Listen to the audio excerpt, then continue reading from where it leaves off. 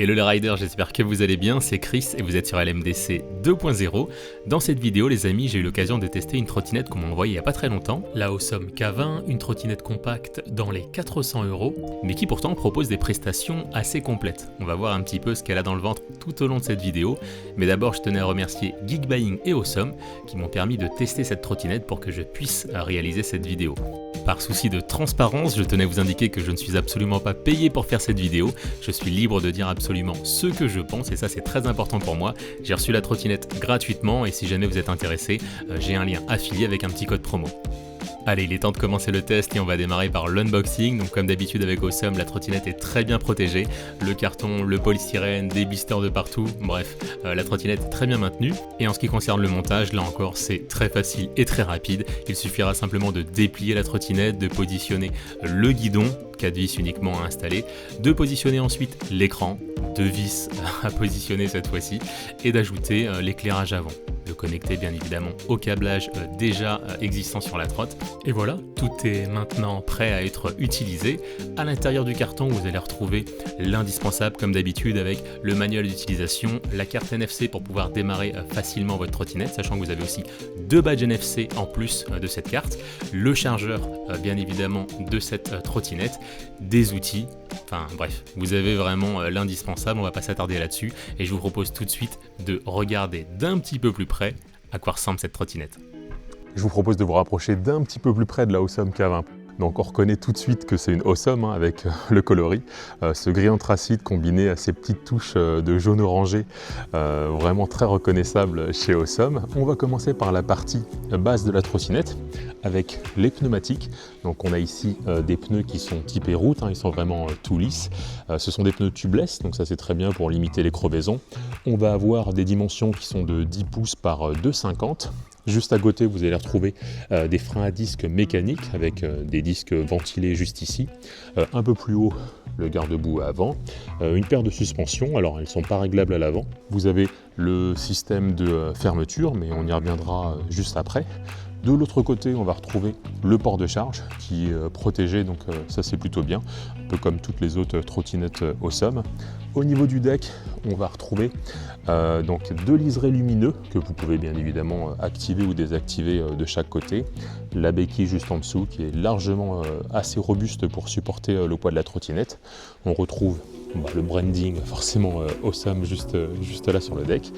On a le repose-pied arrière. Vous allez retrouver à l'arrière le moteur. On va avoir le garde-boue arrière avec d'intégrer dessus la lumière qui vous permettra de signaler quand vous freinez également.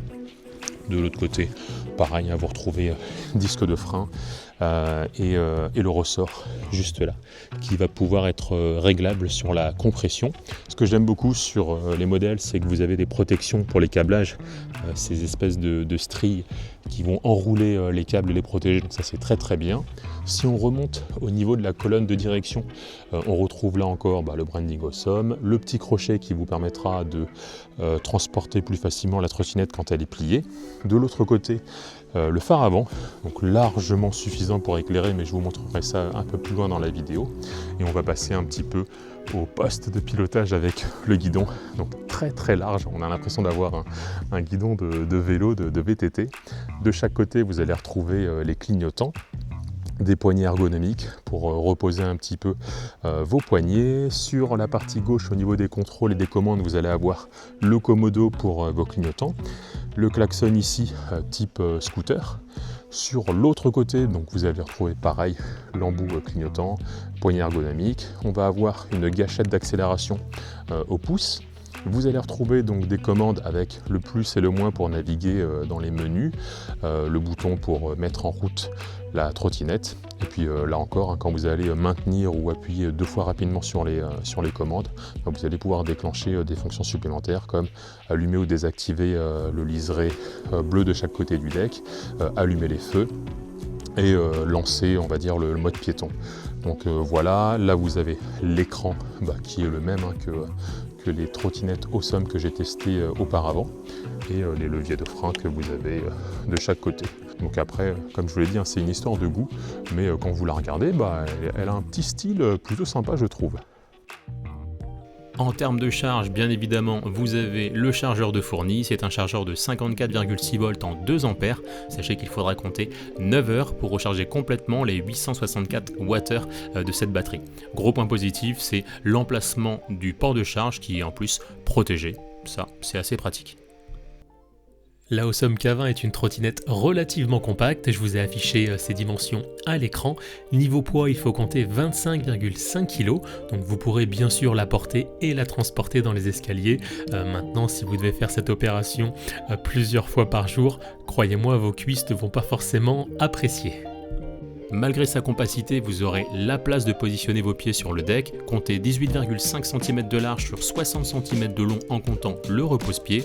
Et pour vous illustrer un petit peu tout ça, moi je fais du 44,5 et j'arrive très bien à mettre mes pieds sur le deck l'un à côté de l'autre.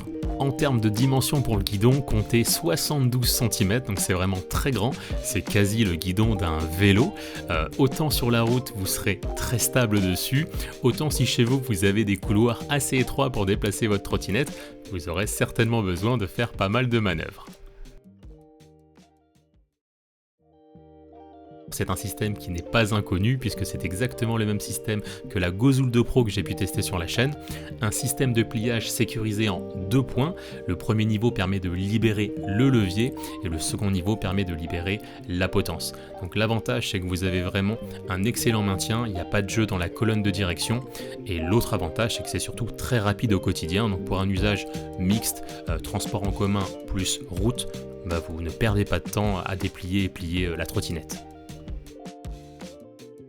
Comme souvent, lors de l'utilisation de cette trottinette, vous aurez le choix entre 3 modes de conduite. Le mode éco qui vous permettra de rouler à 10 km/h, le mode sport à 15 km/h et le mode race à 20 km/h. Dommage qu'on n'ait pas grappillé 5 km/h de plus sur le mode race.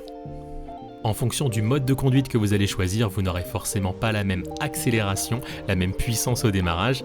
Gardez en tête que pour du quotidien, c'est largement suffisant niveau couple. Je parle surtout du mode race, celui que j'ai utilisé. Maintenant, pour un débutant, rassurez-vous, vous ne vous ferez pas arracher vos bras si vous partez vraiment en pleine puissance. Niveau freinage, vous vous sentirez en sécurité. Les disques ventilés de 140 mm vous permettront de freiner efficacement. Comptez à peu près une place de parking pour freiner la trottinette lancée à 20 km/h. Vous aurez la présence à l'avant une fourche télescopique, à l'arrière un bras oscillant réglable en compression au niveau du ressort. La suspension est un peu dure, bien que suffisante pour mes quasi 90 kg. Maintenant, un utilisateur de 60-65 kg risque de rechercher, je pense, un peu plus de souplesse.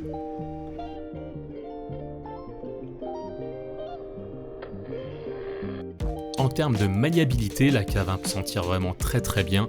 Son gabarit est parfaitement adapté à un usage urbain. Si votre but c'est d'utiliser la trottinette pour vous faufiler dans la circulation, d'utiliser des petits passages étroits avec des virages plus ou moins serrés, des demi-tours, vous arriverez vraiment à le faire excellemment bien avec cette trottinette. Ce qui m'a fait un petit peu peur, c'est que le guidon est très large, donc dans certaines situations on pourrait se dire que c'est pas forcément évident.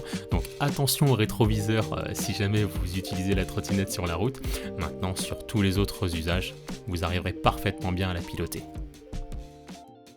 Allez, c'est parti pour le test de la montée. Donc comme d'habitude, je vais prendre une piste cyclable qui longe la N12 entre Versailles et Vélizy.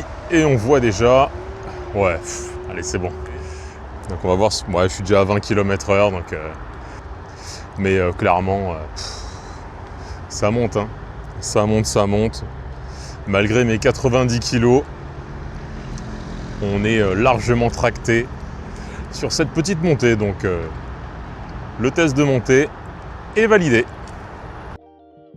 Donc on a vraiment un système très complet à ce niveau-là. On va commencer par le deck avec, comme vous l'avez vu en début de vidéo, un bel éclairage avec 2 liserés de chaque côté bleu que vous pourrez bien évidemment éteindre ou allumer en fonction de votre humeur.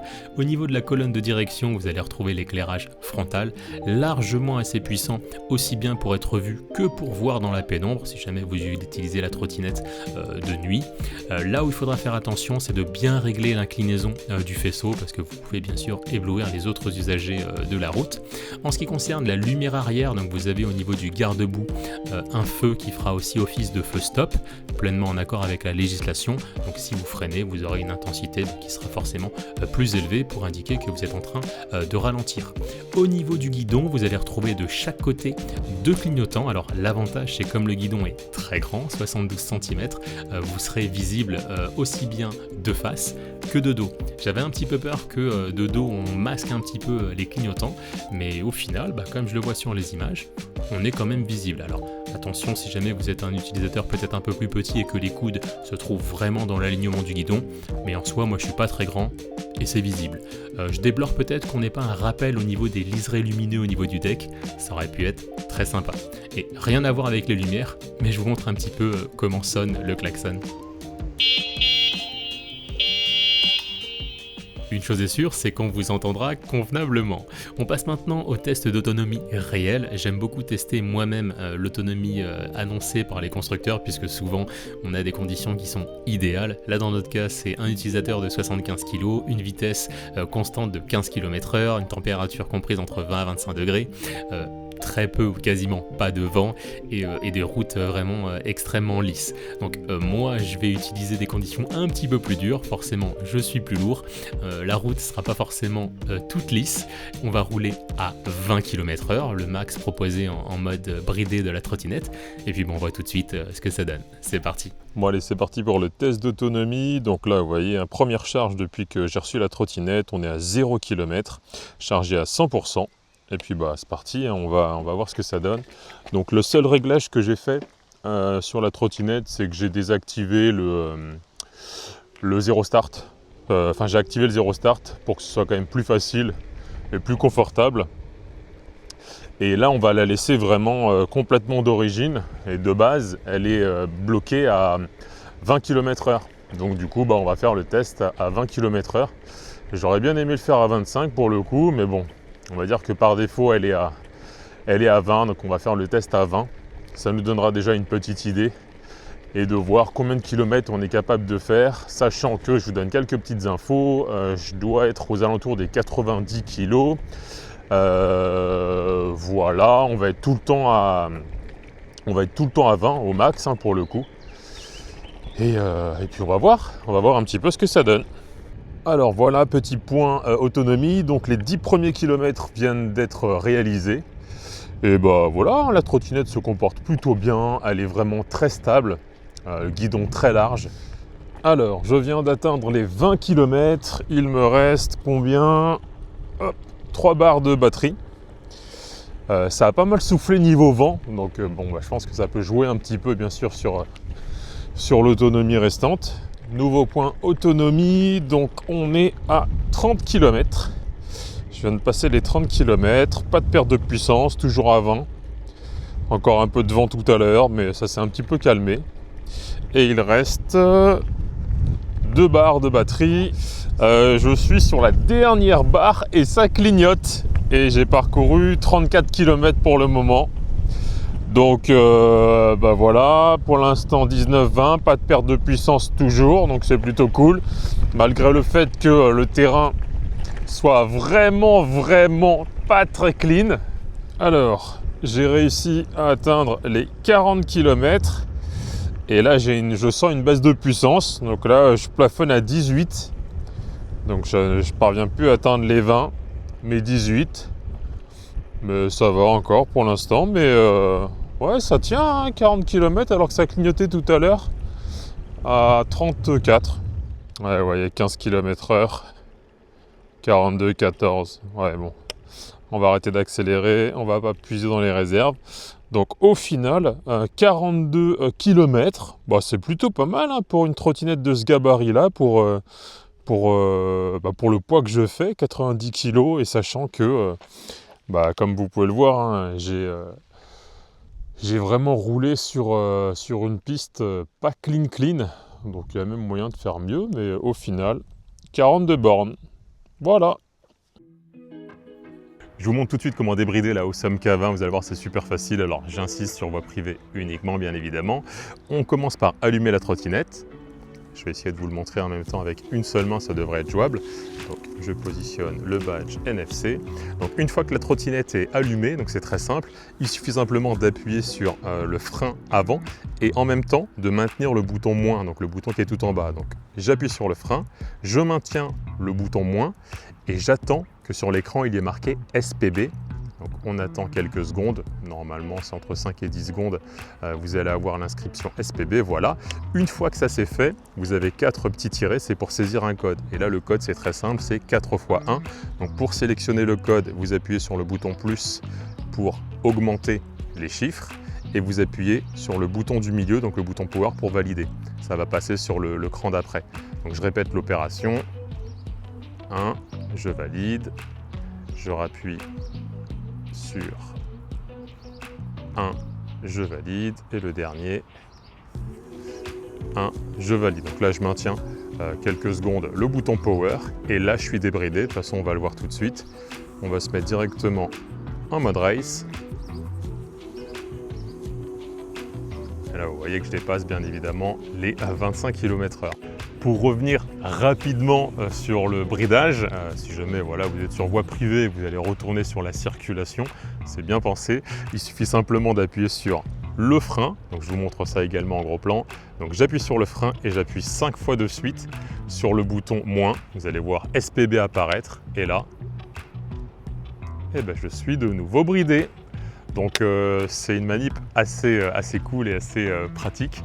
Maintenant, comme je vous l'ai dit, sur voie privée uniquement. 45 km/h à vide, on va voir maintenant ce que ça donne avec 90 kg sur la trottinette.